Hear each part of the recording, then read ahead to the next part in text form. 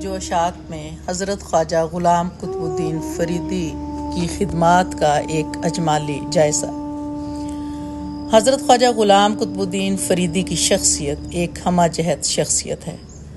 آپ نے اس دور میں اپنے خانقاہی سفر میں تصوف کی ترویج و اشاعت کے لیے کام کرنا شروع کیا، جب مالی وسائل کی کمی کے ساتھ ساتھ دیگر مشکلات کا سامنا بھی آپ کو درپیش تھا، مگر آپ نے لوگوں کے شعور و فکر اور اسلاف کی روایات کی پاسداری کرتے ہوئے بین الاقوامی تصوف سیمینارز کا اجرا کیا۔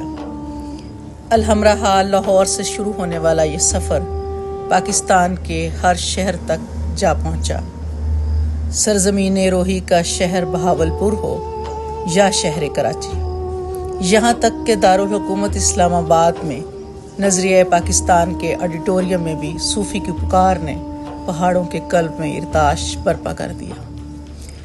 یہ کہانی پڑھنے سننے میں تو شاید اتنی طویل نہیں لگتی، مگر یہ ایک مشکل ترین سفر تھا جس سے خواجہ صاحب نے اپنی استقامت، مستقل مزاجی اور درویش منش طبیعت کے تقاضوں کے ساتھ پورا فرمایا، اور دیکھتے ہی دیکھتے یہ سلسلہ پاکستان کی مختلف جامعات تک جا پہنچا۔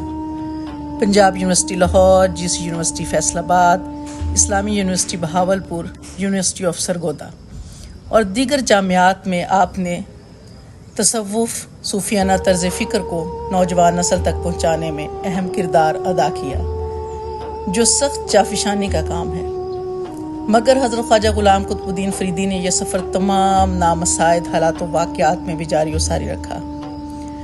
اگر ہم آپ کی خدمات کا صرف سیمینارز کے حوالے سے ہی جائزہ لیں تو ایک الگ سے مقالہ تحریر کیا جا سکتا ہے۔ آپ نے عوام الناس کو ایک فکر سے روشناس کرایا۔ درویش کیا ہوتا ہے، اس کی عملی صورت آپ کی حیات مبارکہ میں ہمیں واضح طور پر نظر آتی ہے۔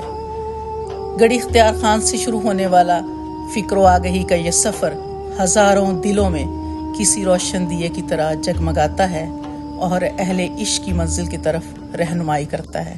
سمیرہ سلیم، شعبہ Urdu, Punjab group of colleges, Rawalpindi, اسلام آباد۔